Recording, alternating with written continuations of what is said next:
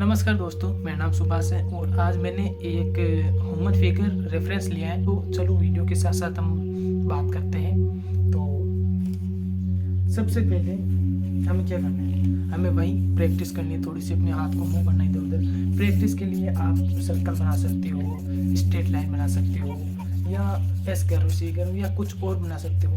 साथ साथ आपको स्ट्रेट लाइन की प्रैक्टिस करते रहना है, क्योंकि ये मोस्ट इम्पोर्टेंट है। जब भी हम रेफरेंस किसी भी रेफरेंस या कुछ भी स्केच करते हैं तो उसमें पहले हम मेजरमेंट करने के लिए स्ट्रेट लाइन का सबसे ज़्यादा यूज करते हैं। उससे ही हम मेजर करते हैं भाई किस प्रकार से हम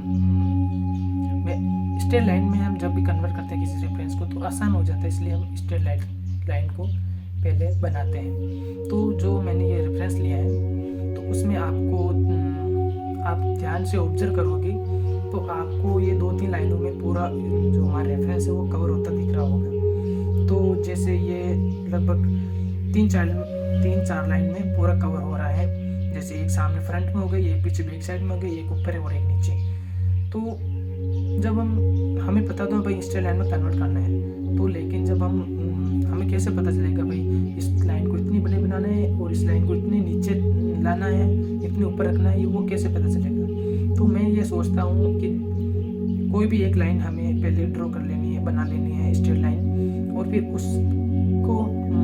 उसको देख कर हमें बाकी उससे मेजर करनी है, बाकी लाइनों को मेजरमेंट करना है भाई इसके कंपैरिजन में दूसरी लाइन वो कितनी छोटी है कितनी बड़ी है वो देखना होता है। साथ ही उस लाइन के जो एंगल होते हैं वो कितने का होता है उसको भी हम ऑब्जर्व करते हैं साथ साथ में। जैसे वो फ्रंट वाली हम लाइन खींच लेते हैं और उसके साथ वो नीचे वाला लाइन खींचते हैं, तो हमें उसका एंगल भी ध्यान रखना होता है और थोड़ी सी हम थोड़ा सा ध्यान लगाते हैं भाई वो कितनी छोटी हो सकती है, ऑब्जर्व करते हैं थोड़ा बहुत और फिर हम उसे खींच देते हैं। तो इस प्रकार से हम लाइनों को ऑब्जर्व कर करके बनाते हैं। जैसे नीचे वाली इस प्रकार से खींच गई, ऊपर वाली इस प्रकार की खींच गई। अब हमें बैक वाली देखनी है, तो बैक वाली कैसे खींचते हैं, हमें ऑब्जर्व करना है भाई बैक वाली जो फ्रंट वाली लाइन है उससे कितनी छोटी है ये देख लेते हैं और फिर ड्रॉ करते हैं। तो जो ऊपर वाली नीचे वाली लाइन खींची है उनके बीच में वो फिट हो रही है या नहीं। अगर फिट नहीं हो रही है तो हमें पता है भाई कहीं कहीं मिस्टेक है, वो फिट हो रही है बराबर, तो हमें पता है भाई लगभग हमने जो लाइन खींची वो एकदम परफेक्ट लगभग परफेक्ट है। तो इस प्रकार से होता है। और अब हम इसके अंदर जो भी स्ट्रेट लाइन छोटी मोटी है उनको भी ड्रॉ करते हैं साथ साथ में। जैसे ये चेहरे वाली लाइन है तो उसको हम देखते हैं भाई आगे जाके ये कहाँ पर टच हो रही है। जैसे आगे जाके ये पीछे जो एक कोना है एंगल कट हो रहा है तो वहाँ तक लगभग जा रही है, तो वहाँ से सीधी एक लंबी लाइन खींची जाती है। और एक लाइन ये नीचे की तरफ होती है जो घुटना है, घुटनों से ये पीछे बीच में जा रही है।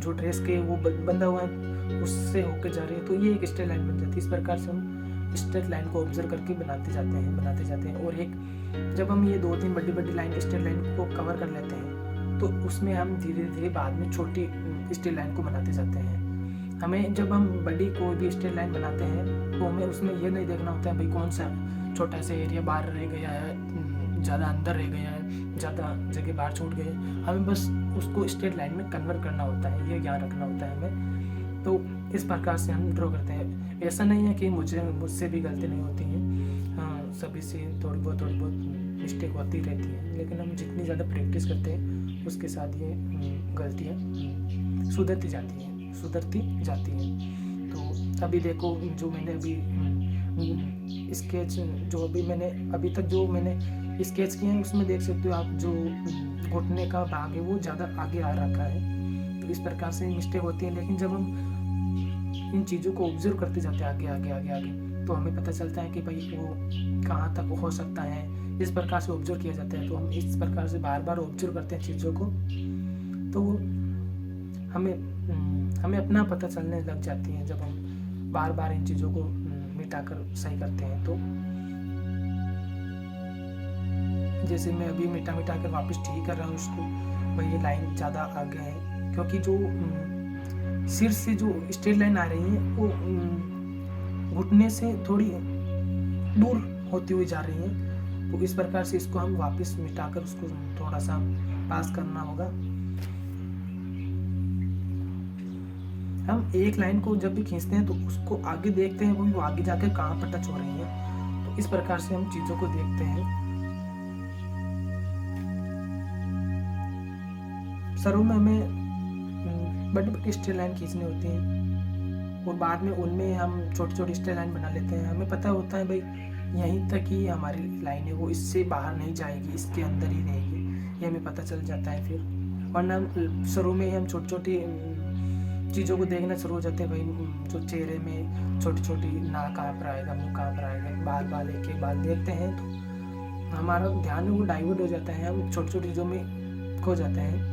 और जब भी हम स्ट्रेट लाइन बड़ी बड़ी स्ट्रेट लाइन खींचते हैं या उनको ड्रॉ करते हैं तो हमें पेंसिल को ओवर एंड ग्रिप में पकड़ना होता है। ओवर एंड ग्रिप मतलब कि हम अपनी चारों उंगली और थंब की मदद से पेंसिल को कुछ इस प्रकार से पकड़ते हैं, ताकि जब भी हम इस प्रकार से पकड़ते हैं पेंसिल को तो हम डिटेलिंग नहीं कर पाते, इस प्रकार से डिटेलिंग नहीं हो पाती है। तो डिटेलिंग को इग्नोर करने के लिए हम इस प्रकार से पेंसिल को पकड़ते हैं और ऐसे पकड़ने पर हमारा जो पूरा हाथ है वो मूव होता है। और साथ ही साथ हम इस प्रकार से पकड़ते हैं तो हम पूरी जो हमारी इमेज होती हैं, जब भी हम बड़ी बड़ी स्केच बनाते हैं, ड्रॉ करते हैं, तो उसको हम पूरा ऑब्जर्व कर पाते हैं। वरना हम इस प्रकार से पकड़ते हैं तो एक छोटे कोई पर्टिकुलर पॉइंट को ही हम देख पाते हैं, उसको ही हम ड्रॉ कर पाते हैं। तो हमें इस प्रकार से पकड़ना होता है पेंसिल को। जब भी आप बड़ी बड़ी स्केच बनाओ या कुछ भी बड़ा ड्रॉ करो तो इसी प्रकार से आपको पकड़ना होता है पेंसिल को। और साथ ही आप अपनी जो लीड होती है उसको थोड़ा लंबा साफ करें, ताकि बार बार आपको छीलना ना पड़े। और जब भी आप बड़ी लीड छीलोगे तो यहाँ वाला ये पार्ट है ये अड़ेगा नहीं, क्योंकि यहाँ से पकड़ना होता है पेंसिल को। तो इस प्रकार से। और जो भी आप शुरू में प्रैक्टिस करते हो, जो भी स्ट्रेट लाइन की कर्व, एस कर्व, उनको प्रैक्टिस करते हुए भी हमें इस प्रकार से ही पेंसिल को पकड़ना होता है। तो आप चीज़ों को इस प्रकार से ऑब्जर्व कर करके आपको ड्रॉ करना होता है, जैसे मैं कर रहा हूँ अभी।